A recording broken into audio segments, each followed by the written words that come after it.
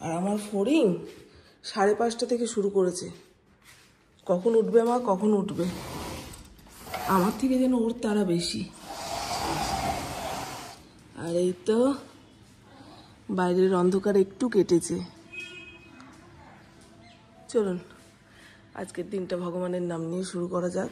এই মা, লজ্জাবতীর গাছটা পুরো মুড়িয়ে খেয়ে চলে গেছে, আর একটুও নেই, বুঝলেন?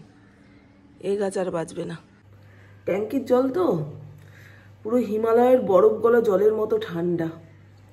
রান্নাঘরের বেসিনে একখানা টাইম কল রয়েছে, যেটার জলও ঠান্ডা, আর বাথরুমে একটা টাইম কল রয়েছে। ব্যাস, বাদ বাকি যাবতীয় কাজ ট্যাঙ্কির জলে হচ্ছে। যে কটা আটার গুলি ছিল সব কটার গতি করে দিয়েছি। 5খানা রুটি হয়েছে, পপু 2খানা টিফিনে নিয়ে যাবে, আমি 1খানা চায়ের সঙ্গে খাবো, আর ইন্দ্র সকালে রুটি খেয়ে বেরোবে। বেশি দিন না আটা মেখে গুলি করে রাখা যায় না। আমি আবার মাপে মাপে আটা নিতে পারি না, তো কম বেশি হয়ে যায়। টাটা বাবা, দেখে শুনে যাবে, ফটোপাটি করবে না। আগে ওপরের ঘরের কাজ সেরে নি, নাহলে নিচের ঘরের কাজ সারতে সারতে সুজাতা চলে আসবে, আমি স্নানে চলে যাব, ওপরের ঘরের কাজ পড়েই থাকবে।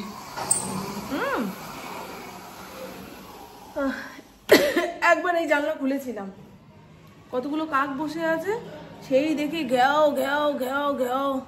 কি বলো তো, আমাদের সকাল সকাল উঠতে হয়, উঠে পড়েছি, আশেপাশের বাড়ির লোকরা তো ঘুমাচ্ছে। ওর গলার আওয়াজ না পুরো কান দিয়ে ঢুকে মাথার মধ্যে বাড়ি মারবে, এইরকম ঠাং ঠাং আওয়াজ। ওহ, এবার একটু ব্যায়াম করব। এত মাথা কপাল যন্ত্রণা করছে, ভাবলাম 10-5 মিনিট শুয়ে নিয়ে তারপর কাজে হাত দেব। ওটা করতে গিয়েই অনেক দেরি হয়ে গেল। ঘুম তো আসলোই না, মটকা মেরে শুয়েছিলাম, আর মটকা মেরে শুয়ে থাকলে ফড়িং গায়ের উপরে উঠে লাফায়, ভাবে কি হলো, মা মরলো নাকি। এখন এই জামা কাপড়গুলো ভাঁজ করে নিচের ঘরে নিয়ে যাব।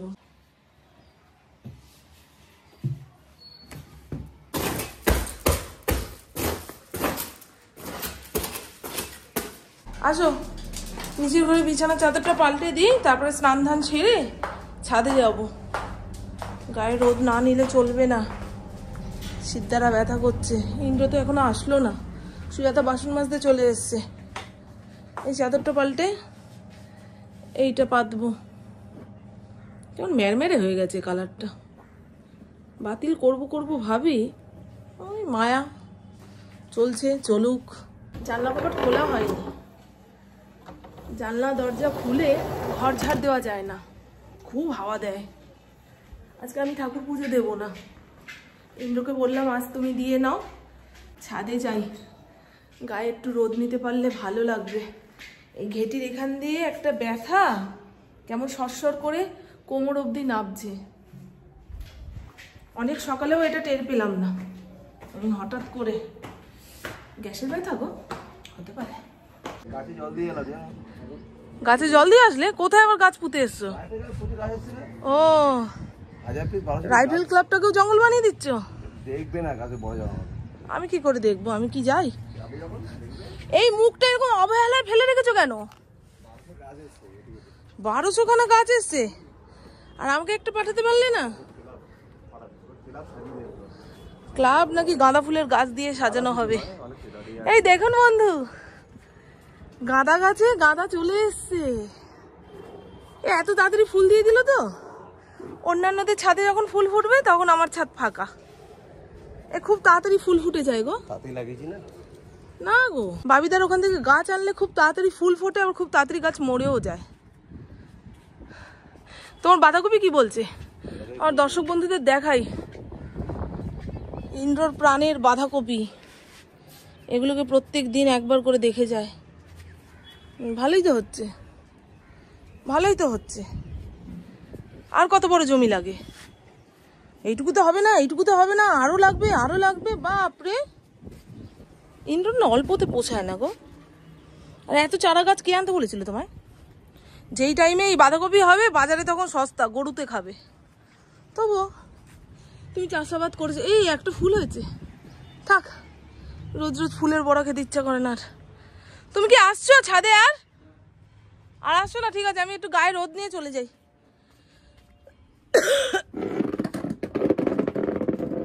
রুটি তরকারি আর একটা মিষ্টি। এই মিষ্টি আগের দিন এনেছে, সেই চরম মিষ্টি যাকে বলে, মুখে দেওয়া যাচ্ছে না, জিভ অবশ হয়ে যাচ্ছে, এত মিষ্টি। আমার এরকম কড়া মিষ্টি খেতে ভালো লাগে না। কালকে যে সিমুইটা করেছিলাম একদম হালকা ফুলকা মিষ্টি দিয়েছি, পুপু ইন্দ্র দুজনেই বলছিল খুব ভালো হয়েছে। একার জন্য চা বানালে অত জুত করে বানাই না, আসলে প্রশংসা করার কেউ নেই তো, আমি খাবো আমি বুঝবো, এরকম একটা ব্যাপার। আর পুপু সঙ্গে থাকলে এই চা ফুটতে ফুটতে একদম আধা কাপ হতো, তারপরে ছাকতাম।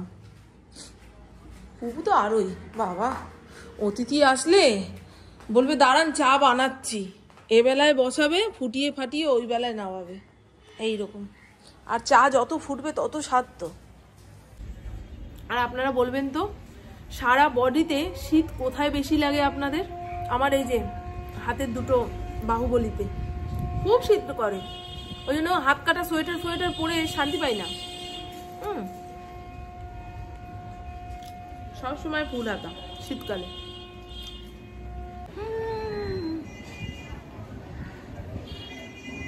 ঠান্ডা হয় দুটো হনুমান টুপি কিনতে হবে মনে হয়।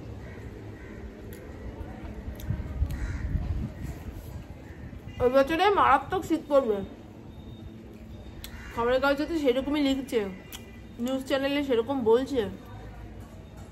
হতে পারে, গরমটা কি বিভৎস পড়েছিল, সেই আন্দাজে যদি শীতটা না পড়ে মানুষ তো খেপে যাবে। কোথায় গেল শীতকাল?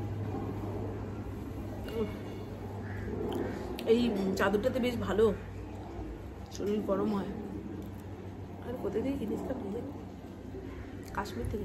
না বেশি একবার দার্জিলিং থেকে, 250 টাকা করছে। চাটা ভালো হয়নি। এই অ্যাকোরিয়ামের জল বাড়ির গাছের গোড়ায় দিলে গাছ খুব ভালো হয় জানেন। কথা বলবো দেখেছো, রঙ্গিলাকে দেবো, দাঁড়া দাঁড়া দাঁড়া, মাঝে মধ্যে এক একটা মহিলা নিয়ে তুমি আসছো, ফরিদের দুঃখ হয় না? দেখেছো, ওই ঘরের খেয়ে বনের মোষ তাড়ানো যাকে বলে, সেই রকম। তোর কি দরকার বাইরের মহিলাগুলোকে টেনে হিচড়ে বাড়ির ভেতরে আনা? তুইও মার খাবি, মহিলাটাও মার খাবে, সঙ্গে আমার ছেলেটা চিৎকার পেরে পেরে শোক পালন করছে। হ্যাঁ, জল ফেলে জল ভরে দিয়েছি, পাম্পটা চালিয়ে দিলেই আশা করি জলের ঘোলাটে ভাবটা কমবে, অ্যাকোরিয়ামের জল থাকবে স্বচ্ছ। হ্যাঁ, প্রত্যেকটা মাছকে পরিষ্কারভাবে দেখা যাবে। আর আমার অনেক বন্ধু জিজ্ঞাসা করছেন যে মামন তুমি মাছ খাওয়া ছাড়লে কেন? আমি ছাড়িনি বন্ধু, এই মুহূর্তে মাছের মধ্যে একটা আষ্টে গন্ধ পাচ্ছি, মাছ খাওয়ার সময় হাবিজাবি কথা মনে পড়ছে, তাই জন্য কয়দিন বন্ধ রেখেছি। আবার যখন সব মন থেকে মুছে যাবে তখন খাবো। বাঙালি মাছ ছাড়া থাকবে কি করে বলুন তো? এখন শীতকাল, বাজার ভর্তি সবজি, তাই এটা নয় ওটা খাচ্ছি, কিন্তু বর্ষাকালে সবজিপাতি তো কম থাকে, তখন মাঝে মধ্যে মাছ খেতেই হবে, তাই না? হাবিজাবি কথা মনে পড়ছে বড্ড, জানি না কেন। সেদিন অন্নপ্রাশন বাড়িতেও আমার সামনে বসে মাছ খাচ্ছে, ওই মাছ দেখে আমার হাবিজাবি কথা মনে পড়ছে। কি বলবো বলুন তো, মাংস কেউ খেলে ওই হাড্ডি গুড্ডি দেখে আমার ফড়িংয়ের কথা মনে পড়ছে। এই তো চলুন, হ্যাঁ লাউটা ঝিরিঝিরি করে কাটি। আর এখানে ফড়িংয়ের চাল চলে এসছে, কিছুটা চাল ড্রামে ঢালবো আর বাদ বাকিটা ডিভানের ভেতরে ভরবো, কারণ আমরা যে সরু চালের ভাতটা খাই তার মধ্যে বাসমতি চালের গন্ধ বেরোয়, অত গন্ধওয়ালা চাল ও খেতে চায় না। যেমন ওই আরেকটা কি জানা আছে, গোবিন্দভোগ চালের ভাত করলে যদি আমরা খাই, ওকে দিলে ও খাবে না, ওর জন্য আলাদা চাল ওই জন্য আসে। আর প্রেশার কুকারে ওর ভাতটা চাপালে ভাতটা নরম হয়ে যায়, তো খেতে সুবিধা। অনেক হ্যাঙ্গামা রয়েছে গো। সবজিপাতি কেটে মশলাপাতি বেটে রান্না বান্না কমপ্লিট। ওদিকে রান্নাঘরও সাপটে নিয়েছি। ফড়িংয়ের ভাত মাছ বেড়ে রেখেছি। গতকাল রাতে লোটে মাছ করেছিলাম ফড়িংয়ের জন্য, কিছুটা রয়েছে, ওটা দিয়ে ভাত দিয়ে দিই। আর দুপুরে চিকেন করেছি, গরম তো তাই এটা দিয়েই দিলাম। ফড়িং লোটে মাছ আর ভোলা মাছ খুব ভালো খায়। আমার আবার মাছ দিতে ভয় লাগে, যদি গলায় কাটা আটকায়। ইন্দ্র বলে ওরা ঠিক বুদ্ধি করে খেতে পারবে, তোমাকে অত ভাবতে হবে না। আর এই হলো আমাদের দুপুরের খাওন দাওন। বড়ি দিয়ে ধনেপাতা দিয়ে লাউ ঘন্ট, খুব স্বাদ, খুব স্বাদ। এই হলো খেসারির শাক ভাজা, খেসারির শাক না কি শাক বলেন আপনারা, চালের পিটুলি দিয়ে। আর এই হলো ইন্দ্রর জন্য পুপুর জন্য চিংড়ি মাছ আলু দিয়ে তরকারি। কালারটা দেখেছেন কি দারুণ এসছে। পুপু খাবে তো, একটু কালার না হলে খেতে চাইবে না। তাও আবার রাতে ওকে বুঝিয়ে সুজিয়ে চিংড়ি মাছের ঘন্ট দিয়ে খাওয়াবো, বুঝেছো মা? নাহলে দিদি কলেজে গেলে ওর পেটে ভাত পড়ে না। ভাত না পড়লে আমার মনে হয় পেটটা পুরো খালি। আমার মেয়ে ভাত খাওয়া ভুলে যাবে। ঘড়ির কাঁটা সবে 1:30টার ঘরে। পাশের ভবনে বিয়ে আছে জানেন, অনেকক্ষণ যাবৎ উলু উলুর আওয়াজ শুনছি। আমাদের আর নিমন্ত্রণ নেই কোনো বিয়ে বাড়ি অনুষ্ঠান বাড়ির। শীতকালেই তো অনুষ্ঠান বাড়ির খাবার খেয়ে মজা, তাই না? সেজে গুজে মজা। হাত দিয়ে আস্তে গন্ধ ছাড়ছে, খুব আস্তে গন্ধ ছাড়ছে। আবার এই লিকুইড সোপ দিয়ে হাত ধুলাম তো, গন্ধটা খুব স্ট্রং। হ্যান্ড ওয়াশটার। আবার প্রচারকারী গাড়ি যাচ্ছে। মুখটা কি কালো কালো লাগছে না? ঘর তো কালো, লাইট জ্বালালেও কিছু চোখে দেখতে পাচ্ছি না, এইরকমই অবস্থা। তাহলে কেমন লাগছে চোখ মুখ? এরকম শুকনো পদ দিয়ে শীতকালে ভাত মেখে খেতে ভালো লাগে। ডাল ঢাললেই দেখি ঠান্ডা হয়ে যায়।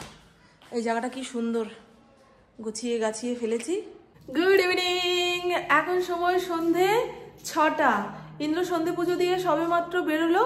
পুকুর আস্তে আস্তে 7টা 7:30 বেজে যাবে। ততক্ষণে আমি আমার জন্য 1 কাপ চা বানিয়ে খাই। আজকে সেই লেভেলের ঠান্ডা। অবশ্য জানলা কপাট দেওয়া রয়েছে বলে অতটা গায়ে ঠেকছে না।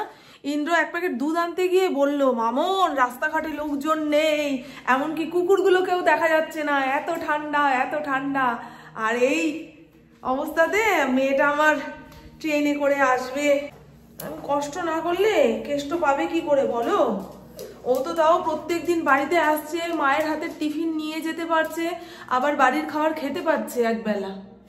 আর যে সমস্ত বাচ্চারা দূরত্বের জন্য হোস্টেলে গিয়ে পড়াশোনা করছে, ভাবুন তো তাদের মায়েরা কিভাবে রান্না বান্না করে খাচ্ছে, আর তারাই বা কি করে ওখানে থাকছে। ভাবলেই যেন কেমন লাগে। সে যাই হোক, সবারই জীবন নিজের নিজের মতো করে কঠিন। আর আজকে ইন্দ্র 3টে 3:30 নাগাদ বাড়িতে এসছে। সকালে রুটি তরকারি খেয়ে গেছে তো পেটে টান লাগেনি, তাই বাড়ি ফেরার নামগন্ধ নেই। সে যাই হোক 3টে 3:30 সময় বাড়িতে এসছে। তা আসার পথে এক বাজারওয়ালা মাসি ইন্দ্রকে ধরেছে যে বাবু সকাল থেকে বেচা কেনা হয়নি, তা কপি নাও, এই ধনেপাতা নাও, আরও কি সমস্ত বাজারপাট ছিল সেগুলো নাও।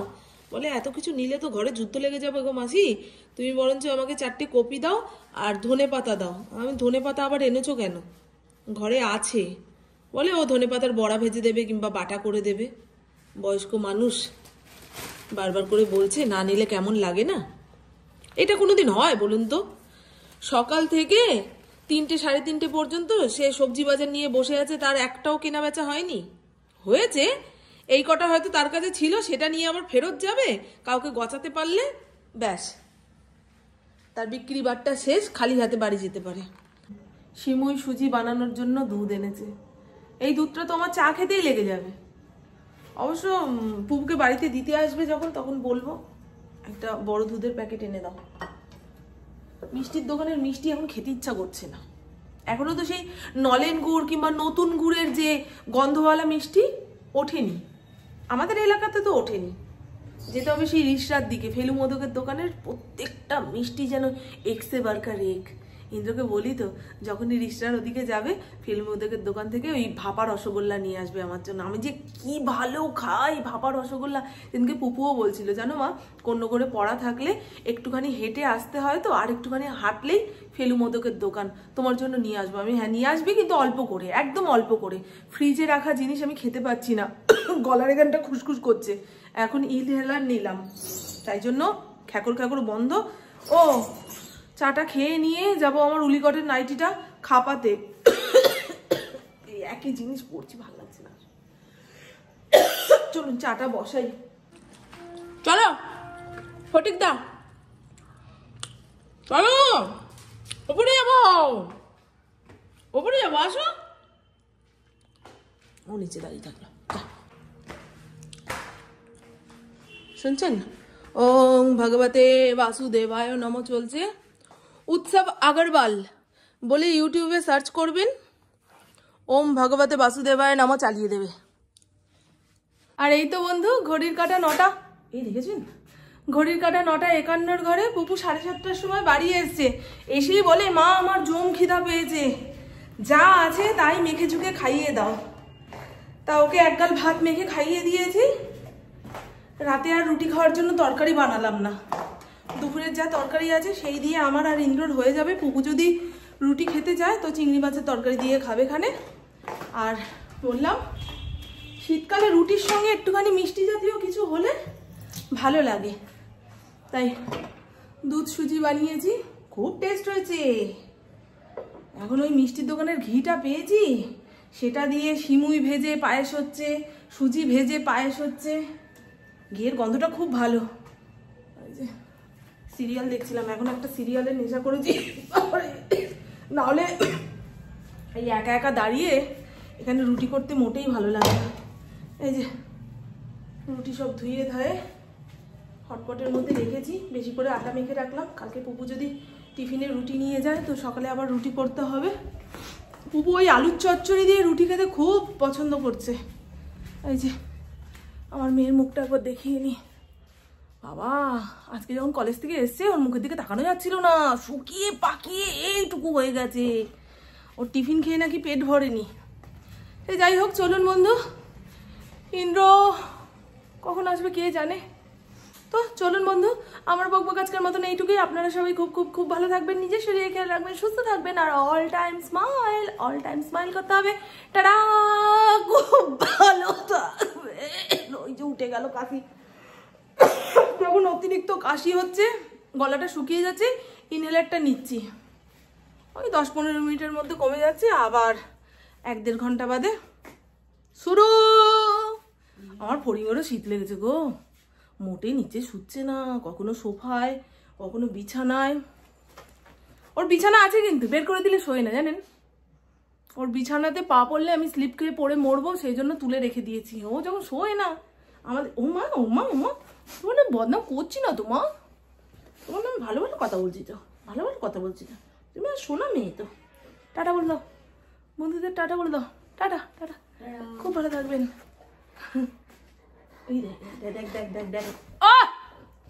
এখনো খাওয়ার টাইম হয়নি, দাঁড়াও বাবাই আসুক। আদর দিতে হবে, আদর আদর আদর দিয়ে বাদর বানিয়ে দেবো। তুমি গাছে উঠে লেজ ঝোলাবে। ও মা, ও মা, কি আহ্লাদ কি আহ্লাদ। হাত টেনে টেনে ওর গায়ে নিয়ে। চলুন বন্ধু, টাটা।